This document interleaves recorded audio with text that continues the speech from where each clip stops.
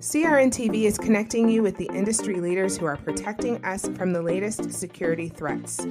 Join me, Cass Cooper, as we highlight the expertise of women who are driving innovation and solving today's toughest cyber challenges. Welcome to Channel Women in Security.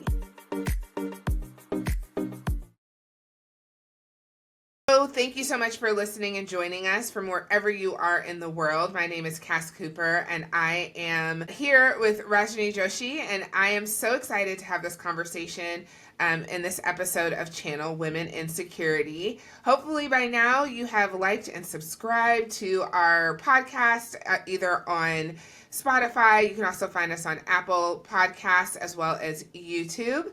Rajni, I'm so excited to talk with you. This interview has been such a long time coming. We've been following each other on LinkedIn and talking internationally. You're joining us from India. Tell our listeners and readers a little bit about yourself. Okay. So first of all, very good morning. Thank you for everyone, whoever has joined, and thank you, Cass, for having me here. And it's a great pleasure from the path that I carry. It's very much honored. I'm honored. And yeah, I'm Ranjinni Joshi, as she has already told, that I hold 15 plus years of experience. Back then, I have started my IT journey as a QA to embedded QA to BFSI, and then Salesforce QA lead for multiple banks like M&T Bank, Fifth Third, then Regions Bank. I was there 2 years for these banks where they were migrating all their legacy systems to cloud, Salesforce cloud, and that's where the AWS security, all that happened, and little that of cyber and security got me interested too. Back then I was only a normal QA, and from there I derived more to this journey, and that experience gave me a booster experience, like breakup or kind of thing, where all this experience I connected the dots between the cyber thing and then currently working into OT security domain, and I'm also a volunteer and a worldwide women in cybersecurity chapter leader for Bangalore. So we have a community, and I do a lot of volunteering, and also as a speaker, I give little my insights and my little experience, whatever I carry, and then encourage people, especially women and students. That's it as of now. Yeah.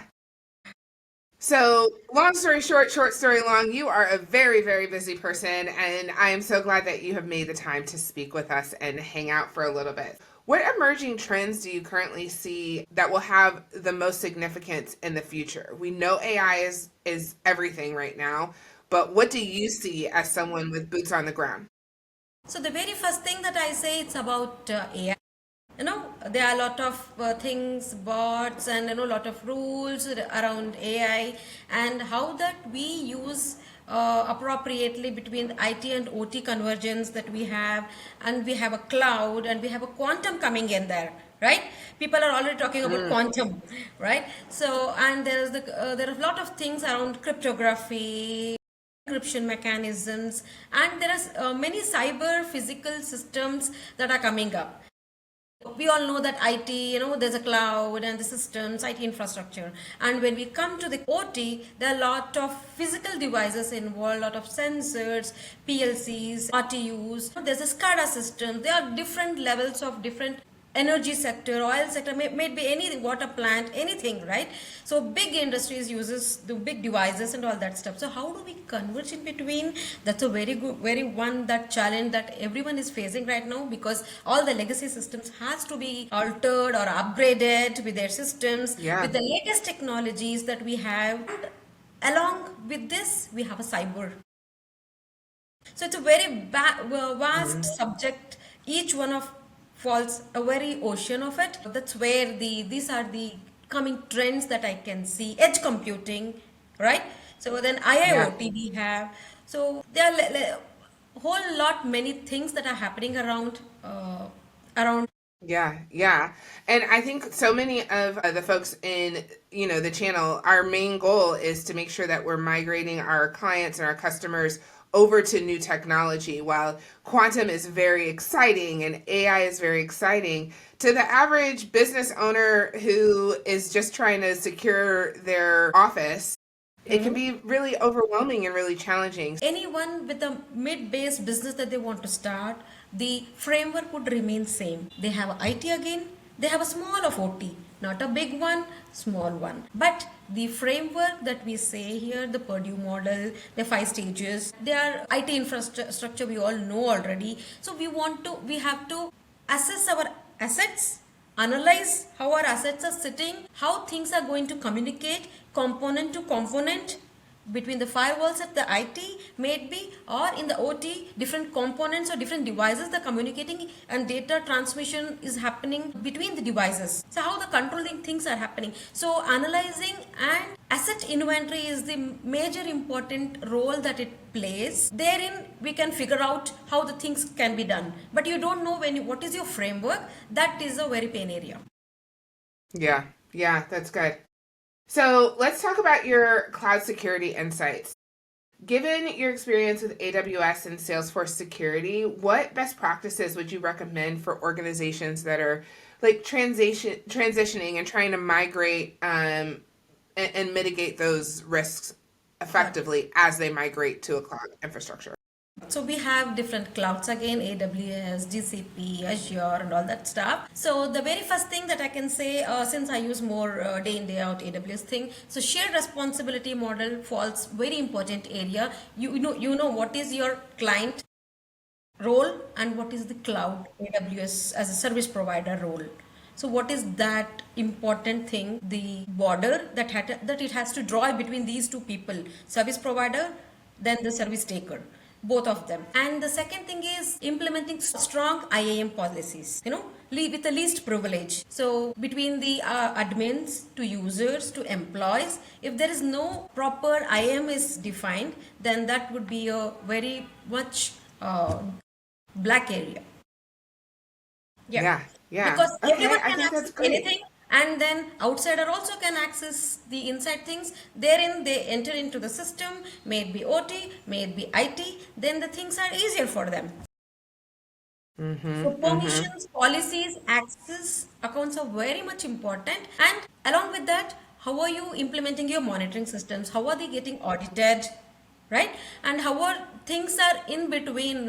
There are a lot of cloud trail, AWS cloud trail monitoring, AWS security hub. There are a lot of good security services that is there. How these things are playing role and how we are implementing into our systems. How is that getting benefited as a user or a businessman or a client who is investing the money? How is that getting benefited? Right? End of the day, it is money. We Mm-hmm. are ROI we have to see, and at the same time the security also have to be in place. And how is that we have our process in place? How is that getting monitored? And how is that employee training is happening? Because they also need to have appraise.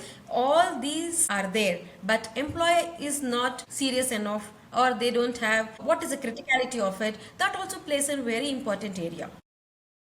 So Yeah. everything goes hand Yeah. in. Yeah. I think that's the thing that I keep hearing over and over is it's not just one thing happening in a silo by itself. It's having Yes, all these things integrated and understanding what your roadmap is and yes, where are you going? What is your ultimate goal here? yes, I think sometimes we're looking to invest in a specific product because that's the newest thing, but does it really fit into where you're trying to go and how you're trying to migrate? And then think about how you can mitigate the risks based off of that strategy. so deriving Yeah. cybersecurity strategies, plan documents at the design phase, whatever we see, secure SDLC, secure STLC, based on the standards or compliance that we speak about. There are a lot of compliance, NIST, HIPAA for healthcare, for ISA, we have ISA 62443 for OT side, and we have I7001 there, and a lot of GRC things, compliance and governance thing is in place. Standards on the whole meter attack, based on the industry's meter attack has derived what things that we have to follow, what are the strategies or pointers that we have to follow based on the domains that we are in, right? So all SIS controls, SIS controls, so all these are there in one place. Now we have to mold, take those controls and then mold according to our scenario, however we want, based on our environment, the systems that we have and all that, so implement. Yeah. Yeah. So let's talk a little bit about people who are aspiring into cybersecurity professionals. So you have such an impressive range, as we heard from before, of all the things that you're doing in the world, from volunteering to the different spaces that you've occupied professionally.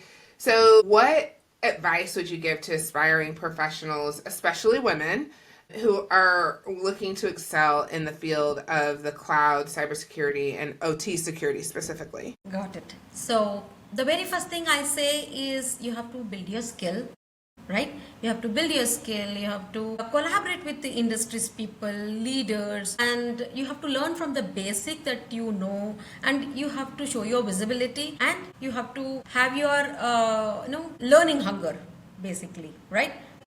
There is a lot of SCADA, PLC, and all that stuff. So cyber is not one under one umbrella area. It is a very widened branches that it has. So you have to take your path and then climb up one by one. There. Correct. Sure. You're right. You're right. Yeah, Yeah. that's good advice. Is there anything else you'd like to leave our audience with today? Anything for this, I say, as a woman, you have to attend these. There are different communities. You can go attend the workshops, the panel discussions. You get different points altogether, and it's not only networking. It is different points, different topics altogether which you don't know. You can listen, aspect, and definitely after listening, hands-on experience is a very much prioritized important. Make your hands dirty. Only then you know how the things will. It's actually working, right? It's not only reading the text or not only reading the topic. Yeah, very good. All right. So thank you so much for your time. Thank you everyone for listening. I'm so excited to know you and to have this more international perspective for our US listeners. I encourage everyone to, if you're not already subscribed or reading CRN Asia, you can read that as well. But I look forward to hearing more from you in the future, and hopefully one day we'll meet in person real soon. Thank you for watching Channel Women in Security from CRN TV. Be sure to subscribe for more stories from the women who are shaping cybersecurity, breaking barriers, and making their mark on the channel ecosystem.